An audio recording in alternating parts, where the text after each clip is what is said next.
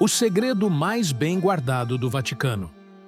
O que aconteceria se eu te dissesse que um dos segredos mais bem guardados do Vaticano não vazou por espiões, documentos roubados ou traições internas, mas porque uma mulher, à distância, viu tudo acontecer sem precisar estar lá? Imagine um plano escondido sob camadas de silêncio, um movimento preparado com paciência secular, pronto para ser ativado após a morte do Papa. Agora, imagine que alguém, contra toda a lógica, soube o que estava por vir antes que acontecesse. Não por adivinhação barata, não por teorias da conspiração sem fundamento, mas por uma conexão profunda, brutalmente clara, com forças e fontes de conhecimento que quase ninguém ousa mencionar. Pode uma única pessoa, em seu tempo, antecipar-se à máquina impenetrável do poder religioso mais antigo do mundo? Pode decifrar o jogo oculto que nem os crentes mais fiéis suspeitam? O que, exatamente, Helena Blavatsky viu? O que ela descobriu por trás do véu de segredos que envolve o Vaticano? E, mais importante, por que ninguém quer que saibamos a verdade?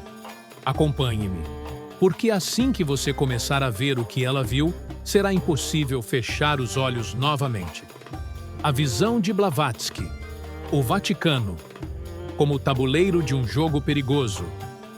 Helena Blavatsky não precisou ouvir sinos dobrando, ler documentos secretos ou decifrar símbolos em vitrais para entender o que se aproximava. Enquanto o mundo via o Vaticano como o coração da fé, ela o enxergava como o tabuleiro de um jogo muito mais perigoso. Na sua perspectiva, a morte do Papa não era apenas o fim de um ciclo espiritual. Era a oportunidade perfeita para mover peças adormecidas a gerações. E o mais perturbador? O mundo inteiro testemunharia tudo sem perceber que estava acontecendo.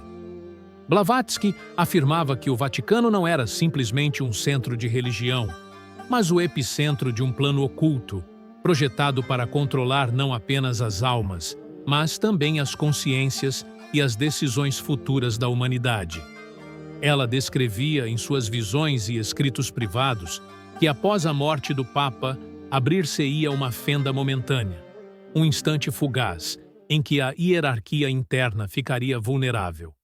Nesse vácuo de poder, forças invisíveis se moveriam rapidamente, infiltrando-se, instalando-se, reprogramando os próprios fundamentos da fé de milhões. E o mais inquietante, a mudança seria tão sutil que quase ninguém notaria. Enquanto os fiéis choravam o Papa caído, Blavatsky via outra cena: reuniões em salas seladas, pactos silenciosos entre homens vestindo trajes sagrados, mas com intenções tudo menos divinas. Ela falava de um conselho das sombras, um grupo cuja existência jamais seria reconhecida oficialmente, mas que agia como a verdadeira autoridade por trás do trono papal. Cada novo papa, segundo suas palavras, seria cuidadosamente selecionado, não por sua fé ou carisma, mas por sua disposição em seguir diretrizes ditadas por esse poder oculto. A reconfiguração do dogma Blavatsky captou, com precisão aterradora, que após a morte de um pontífice, não ocorria apenas uma mudança de líder, mas uma reconfiguração estratégica do próprio dogma.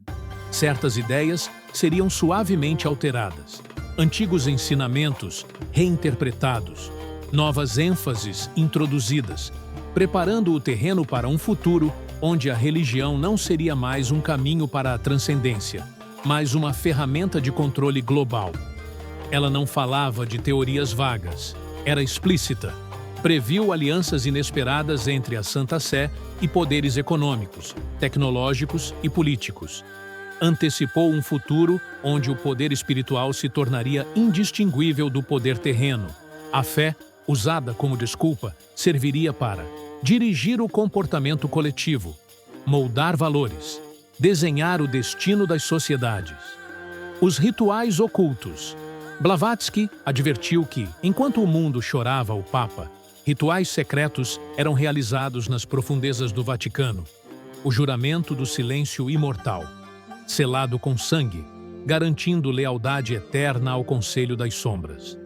A cerimônia do espelho quebrado, simbolizando o rompimento com a transparência, assumindo o controle nas sombras.